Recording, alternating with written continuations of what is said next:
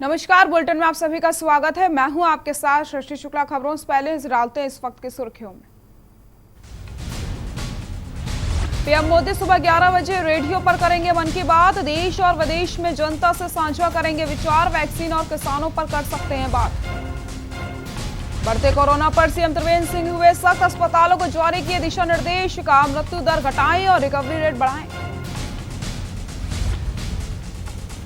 उत्तराखंड आने वालों के लिए नियम सख्त। कोरोना टेस्टिंग के बाद अब ऑनलाइन आवेदन भी जरूरी। राज्य के बॉर्डर पर टेस्टिंग शुरू की गई। राज्यपाल बेबी रानी मौर्य एम्स से डिस्चार्ज। कोरोना पॉजिटिव होने पर हुई थी भर्ती। 1 हफ्ते होम आइसोलेशन में रहने की सलाह।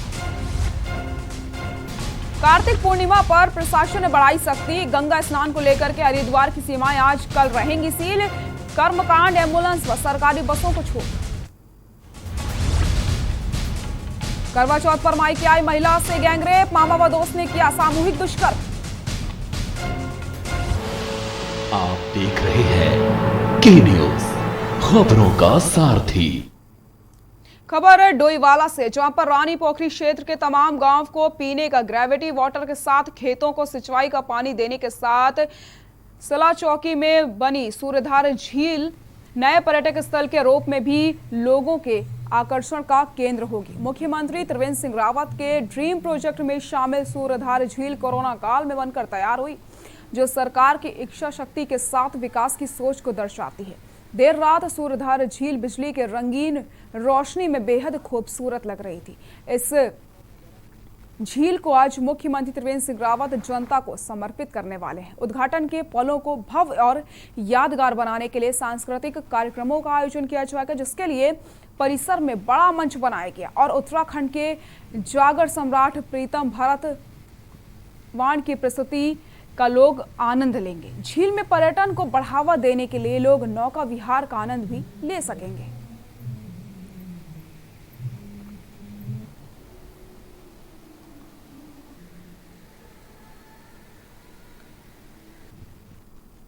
बहुत बहुत बड़ी उपलब्धि है क्षेत्र की जनता के लिए। माननीय मुख्यमंत्री जी ने इस क्षेत्र की जनता को ये बहुत बड़ी सौगात यहाँ पर दी है और कोरोना काल होने के बावजूद भी रिकॉर्ड समय में इस बांध का काम पूरा हुआ है और इस क्षेत्र की जनता को 18 गाँवों को यहाँ पर ग्रेविटी का पानी, पीने का पानी उपलब्ध होने वाला है। और यहाँ के जो सबसे नीचे का गाँव है घमंडपुर तक पूरी जो सिंचाई की व्यवस्था किसानों को यहाँ पर मिलने वाली है और इसके साथ साथ पर्यटन के रूप में भी ये क्षेत्र विकसित होने वाला है। और ऐसी खबर पर ज्यादा बातचीत के लिए हमारे सहयोगी राजकुमार अग्रवाल डोईवाला से हमारे साथ जुड़ चुके हैं। राजकुमार, जिस तरीके से मुख्यमंत्री त्रिवेंद्र सिंह रावत के ड्रीम प्रोजेक्ट में ये शामिल है और अब बनकर सूर्यधार झील तैयार हो चुकी है, आज इसका उद्घाटन होने वाला है। तैयारियों के बारे में अगर हम बातचीत करें तो क्या कुछ है पूरी जानकारी? बिल्कुल, देखिए आज वो दिन आ गया जिसका इंतजार डोईवाला के रानी पोखरी क्षेत्र के 40,000 लोगों को था।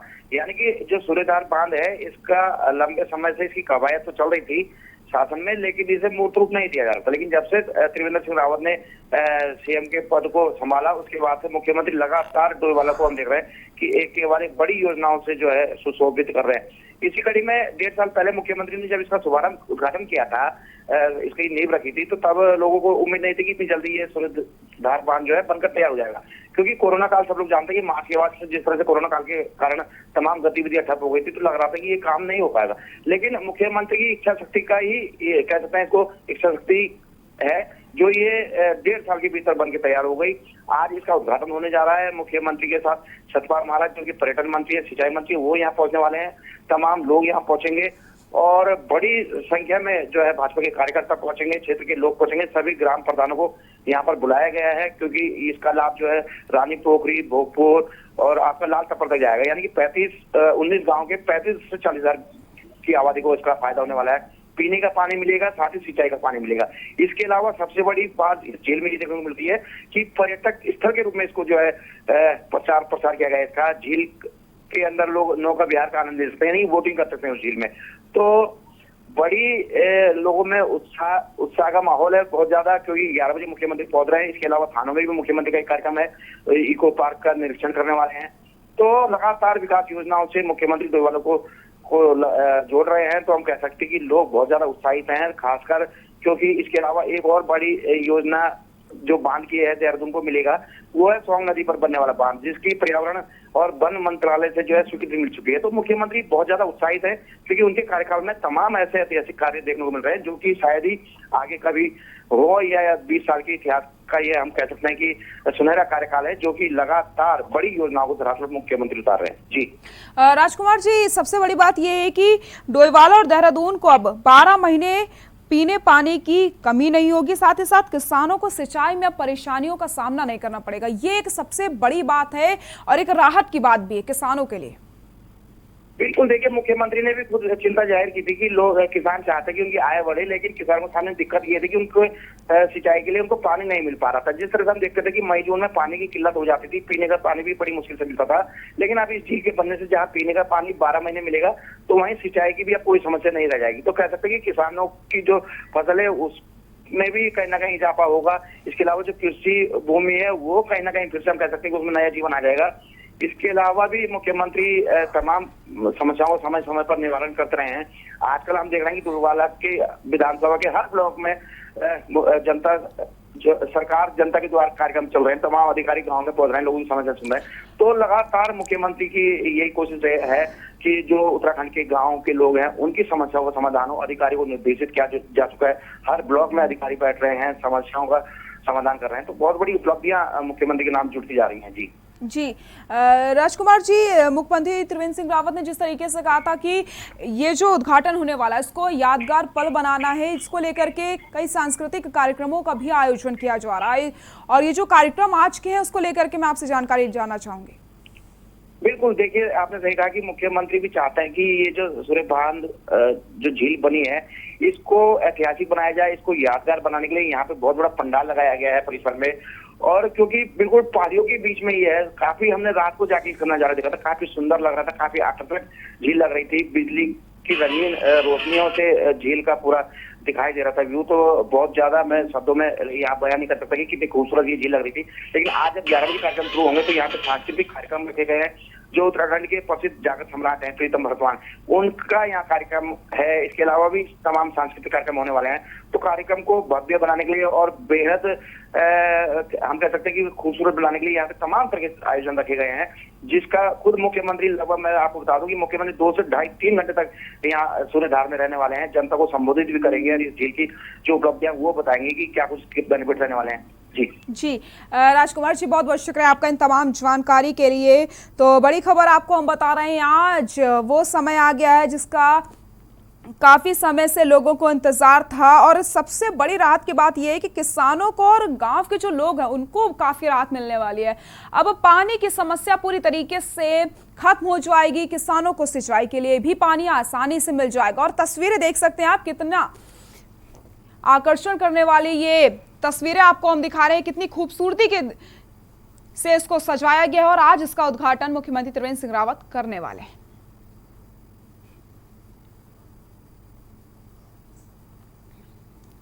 मुख्यमंत्री त्रिवेंद्र सिंह रावत ने राज्य में कोरोना मौत की दर घटाने और रिकवरी रेट सुधारने के निर्देश दिए। उन्होंने कहा कि मरीज को हायर सेंटर रेफर करने में देरी बर्दाश्त नहीं की जाएगी। कोविड-19 की वजह से मरने वाले मरीजों की किसी अन्य बीमारी से ग्रसित था, अस्पताल पहुंचने में देरी हुई या इसका कोई कारण रहा, अफसर इसका पूरा विश्लेषण किया जाए। मुख्यमंत्री त्रिवेंद्र सिंह रावत ने शनिवार को सचिवालय में कोरोना बचाव के उपायों की समीक्षा करी। उन्होंने वीडियो कॉन्फ्रेंसिंग के जरिए जिलाधिकारियों को निर्देश दिए कि कोरोना मृत्यु दर कम करने और रिकवरी रेट बढ़ाने के लिए और प्रयासों की जरूरत है। उन्होंने कहा कि इस संदर्भ में विशेष प्रयास करने की जरूरत है, और यह भी कहा गया कि सभी जिलों में कोरोना जांच बढ़ाई जाए। देहरादून, रुद्रप्रयाग और पिथौरागढ़ जिलों में पॉजिटिविटी रेट कम करने के लिए विशेष प्रयास करने के भी निर्देश दिए गए हैं।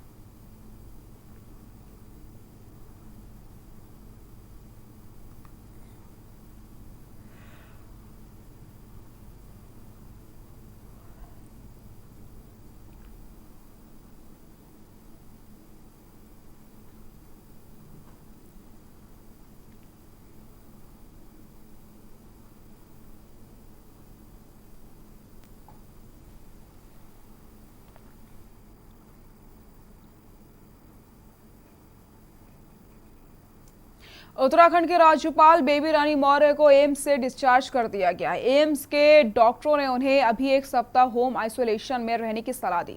गौरतलब है कि कोरोना संक्रमित होने के बाद राज्यपाल को उपचार के लिए बीती 23 नवंबर को एम्स ऋषिकेश में भर्ती किया गया था। एम्स की 5 सदस्यीय विशेषज्ञ डॉक्टरों की टीम ने उन्हें उनके स्वास्थ्य की नियमित तौर से मॉनिटरिंग कर रही थी। स्वस्थ होने पर उन्हें अस्पताल से डिस्चार्ज कर दिया गया। इस बात की जानकारी देते हुए dean hospital affairs professor UB Mishra ने बताया कि एस्टोमेटिक और इस अवधि के दौरान उनमें कोविड का कोई नया लक्षण विकसित नहीं हुआ। केंद्र सरकार की गाइडलाइन के अनुरूप कोई नया लक्षण विकसित नहीं होने की दशा में कोविड संक्रमित व्यक्ति को 10 दिनों बाद डिस्चार्ज किया जा सकता है। प्रोफेसर मिश्रा ने बताया कि उन्हें अभी 1 सप्ताह तक होम आइसोलेशन में रहने की सलाह दी गई है।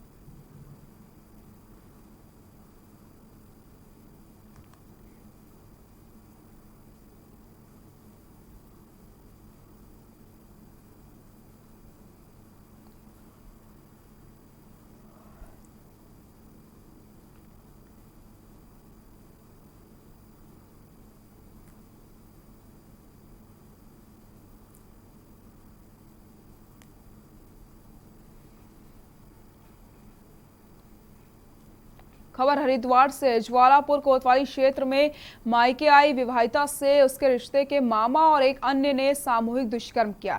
किसी को बताने पर बच्चे और उसे जान से मारने की धमकी दी गई है। पुलिस ने आरोपियों के खिलाफ मुकदमा दर्ज कर लिया है। घटना करवा चौथ के समय की बताई जा रही है। उस समय विवाहिता ज्वालापुर कोतवाली क्षेत्र स्थित अपने मायके में आई थी। आरोप है कि यहाँ रिश्ते के मामा महेंद्र चौधरी ने अपने दोस्त सन्नी उर्फ हरप्रीत सिंह निवासी सीतापुर ज्वालापुर के साथ उससे सामूहिक दुष्कर्म किया। जब महिला ने विरोध जताया तो आरोपी ने मारपीट करके धमकाते हुए फिर से सामूहिक दुष्कर्म किया। इतना ही नहीं, इस बारे में किसी को बताने पर उसके बच्चों और उसे जान से मारने की धमकी दी गई। आरोप है कि कई बार उससे दुष्कर्म किया गया। कुछ दिन बाद विवाहिता अपने ससुराल लौट आई। ससुराल लौटने पर पत्नी के खामोश रहने पर पति ने वजह पूछी, जिसके बाद पत्नी ने घटनाक्रम बताया है।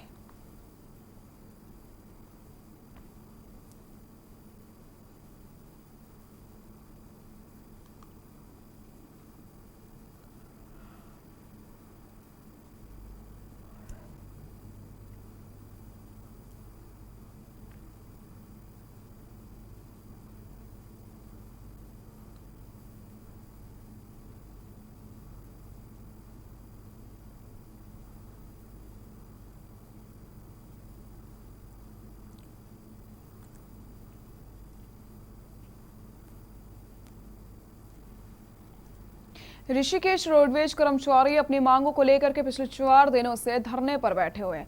उनका कहना है कि लगभग 3 वर्ष से बना डीजल पंप बंद पड़ा है, जिसको अभी तक चालू नहीं किया गया। वहीं कर्मचारियों का कहना है कि उनके द्वारा प्रशासन को इसकी बहाली के लिए पत्र दिया गया, जिस वजह से अभी शासन प्रशासन की तरफ से कोई कार्रवाई नहीं हुई है। वहीं कोरोना काल के चलते परिवहन निगम की बसें खाली की गई हैं, जिसमें निगम द्वारा परिचालकों से लोड फैक्टर वसूला जा रहा है व इसका विरोध करने और उनका शोषण किया जा रहा है।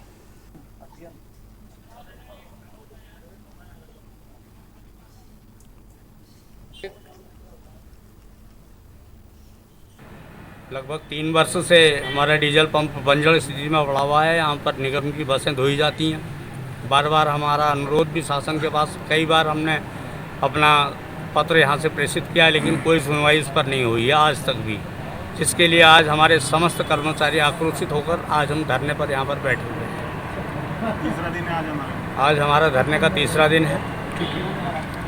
लगातार अधिकारियों के द्वारा शोषण की कार्यवाही कर्मचारियों के ऊपर तलवार लटकी रही है।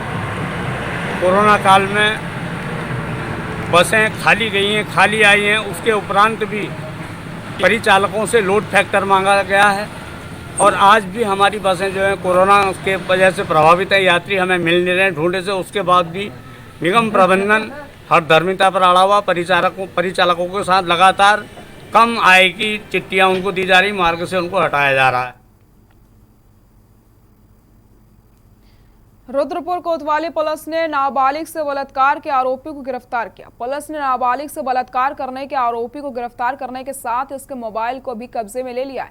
आपको बता दें कि बीते दिनों ब्रह्मपुरा चौकी क्षेत्र की रहने वाली एक महिला ने पुलिस को प्रार्थना पत्र देकर आरोप लगाया था कि पास के रहने वाले एक युवक ने उसकी बेटी के साथ बलात्कार करने के साथ ही उसकी वीडियो बना लिया। महिला ने पुलिस की तहरीर देकर के आरोपी युवक के खिलाफ कार्रवाई की मांग करी। वहीं पुलिस ने महिला की तहरीर पर आरोपी युवक के खिलाफ पॉस्को एक्ट में मुकदमा दर्ज करते हुए आरोपी युवक को गिरफ्तार कर लिया है।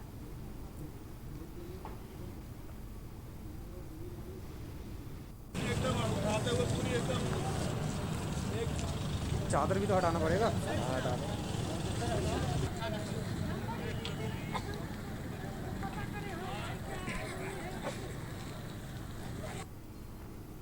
आज सुबह की घटना है। इसमें एक ट्रैक्टर ट्रॉली जिसमें ईंटें भरी थी, पीछे से एक ट्रक ने टक्कर मारी, जिसमें एक लक्ष्मण नाम का व्यक्ति मौके पे कैजुअलिटी हो गई है। इसमें पंचायतनामा भरने की कार्रवाई की जा रही है, उसके बाद पीएम की कार्रवाई की जाएगी।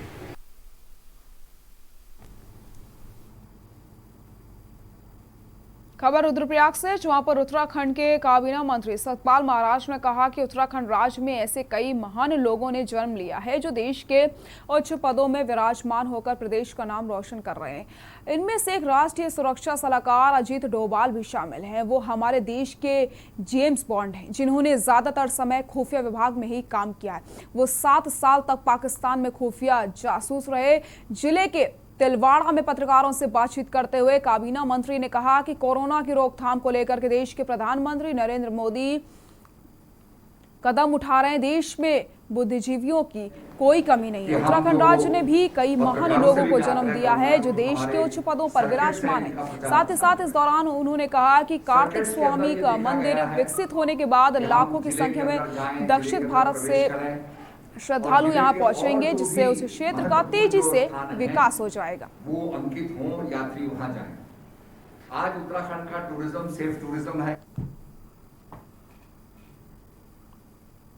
ये है कि हम जो पत्रकारों से भी मैं आग्रह करूंगा कि जो हमारे सर्किट्स हैं इनका प्रचार प्रसार को देख के बड़ा चिंतित हो गया। और मैं देख रहा हूं कि यहाँ पर जो ठेकेदार हैं वो बहुत तेजी से, बहुत मैं समझता हूँ तेज ब्लास्ट कर रहे हैं। बहुत ज़्यादा डायनामाइट का उपयोग हो रहा है, जिससे कि पूरी शिखर तक असर जा रहा है। तो इस चीज़ को मैं, जो हमारे माननीय मंत्री जी हैं गडकरी जी, उनको मैं अवगत कराऊंगा, माननीय मुख्यमंत्री जी को भी अवगत कराऊंगा, और इसमें काम तेजी से हो, ब्लास्टिंग भी सीमित ब्लास्टिंग हो। कैबिनेट मंत्री सतपाल महाराज ने रुद्रप्रयाग का दौरा किया। इस दौरान कार्यकर्ताओं ने उनका फूल मालाओं से जोरदार स्वागत किया। इसके बाद उन्होंने तिलवाड़ा स्थित गेस्ट हाउस में विभिन्न विकास योजनाओं का शिलान्यास और लोकार्पण किया। साथ ही साथ अधिकारियों को जनता की समस्याओं को दूर करना पहली प्राथमिकता रखने की नसीहत भी दी है। साथ ही साथ योजनाओं के शिलापट पर रुद्रप्रयाग से बीजेपी विधायक भरत सिंह चौधरी का नाम गायब होने से उनमें मायूसी देखने को मिली।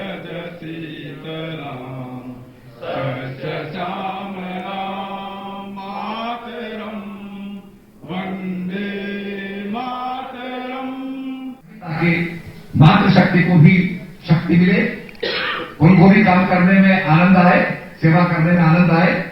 इसी कामना के साथ विकास की बिलेटेड बधाई के साथ साथ, दीपावली की बिलेटेड बधाई के साथ साथ बहुत बहुत धन्यवाद। और मुझे आशा है कि और भी जो काम हमारे हो रहे हैं उनमें आप एकजुट होकर काम करेंगे।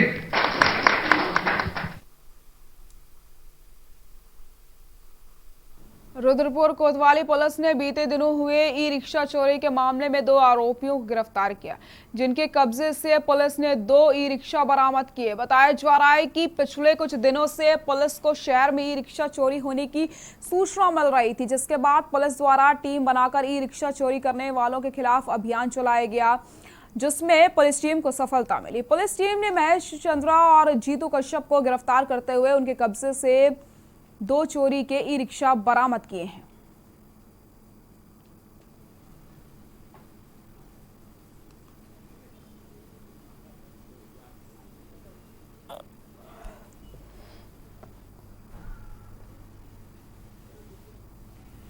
इसमें 683/20 मुकदमा पंजीकृत हुआ था। इसमें 2 टुकटुक चोरी हुए थे, इनको बरामद कर लिया गया है। इसमें महेश चंद्रा और जीतू कश्यप 2 लोगों को गिरफ्तार किया है।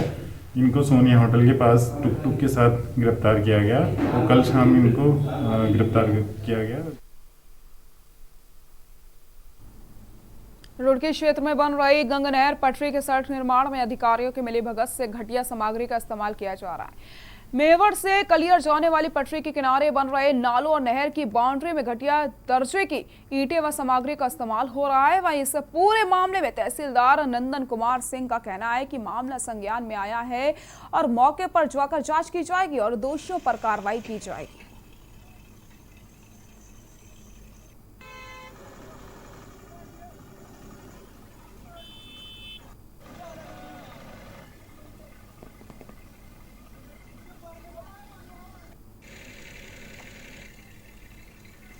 संज्ञान में आया है, मैं मौके पे जाके इसकी जांच की जाएगी और अगर ऐसा पाया जाता है कि निम्न स्तर के ईंटों का प्रयोग हो रहा है और जो जिस तरह से होना चाहिए अगर वैसा नहीं हो रहा है तो उस पर जो भी लोग ये काम कर रहे हैं उस पर कार्रवाई की जाएगी और दोषियों को सजा दिया जाएगा। बाजपुर न्यायालय में दिसंबर माह में लगने वाली लोक अदालत को लेकर जिला विधिक सेवा प्राधिकरण के सचिव अविनाश कुमार श्रीवास्तव ने बाजपुर न्यायालय का निरीक्षण किया। इस दौरान उन्होंने बार एसोसिएशन के अध्यक्ष से और पैरालीगल वॉलंटियर को लोक अदालतों के प्रचार प्रसार के निर्देश दिए। आपको बताते चले कि दिसंबर माह में लगने वाली 2 लोक अदालतों की लोगों को जानकारी देने के लिए बाजपुर बार एसोसिएशन के अध्यक्ष सोहन लाल गोयल से सहयोग की अपील करी गई। इस दौरान उन्होंने पैरालीगल वॉलंटियर को पोस्टरों के माध्यम से लोक अदालतों के प्रचार करने के निर्देश दिए। इस दौरान उन्होंने बताया कि आगामी 12 दिसंबर को राष्ट्रीय लोक अदालत और 21 दिसंबर को परंपरागत लोक अदालत आयोजित की जाएगी। लोक अदालतों का उद्देश्य है कि न्यायालय में लगातार वादों की संख्या बढ़ती जा रही है, जिसे कम करने के लिए लोक अदालत लगाई जा रही है।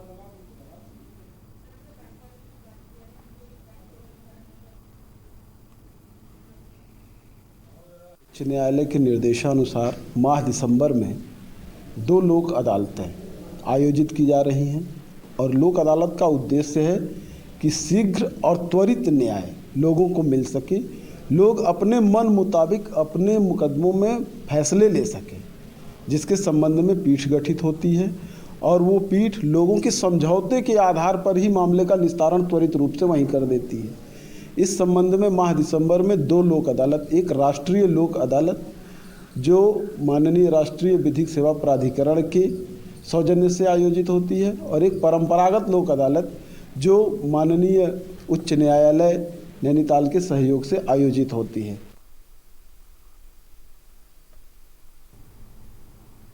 बाजपुर में कांग्रेस कार्यकर्ताओं ने दिल्ली में चल रहे किसान आंदोलन के समर्थन में मशाल जुलूस निकाला और केंद्र सरकार के खिलाफ किसानों का उत्पीड़न करने का आरोप लगाते हुए जमकर नारेबाजी की।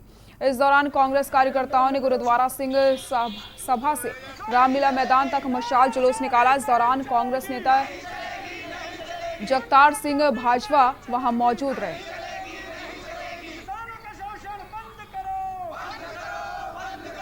देश भर में चल रहा है और मौके की सरकार ने, भारतीय जनता पार्टी की सरकार ने एक आंदोलन को कुचलने के लिए जो अंग्रेजी शासन की याद दिलाई है यहाँ की जनता को, इतना उत्पीड़न इस ठंड में पानी की बौछारों से और तरह तरह से जो प्रताड़ित किसानों को किया जा रहा है, जो अपने अधिकारों की लड़ाई लड़ने दिल्ली के लिए आ रहे हैं, उनके समर्थन में आज बाजपुर के जागरूक युवाओं ने, बाजपुर बचाओ मुहिम के सदस्यों ने और कांग्रेस पार्टी के कार्यकर्ताओं ने ये मशाल जुलूस निकाला है। ये इस सरकार को चेतावनी है कि अगर आप किसानों से टकराने का, किसानों से दबाने का प्रयास करोगे तो पूरे देश भर का युवा आपको 2 दिन भी कुर्सी पर टिकने नहीं देगा।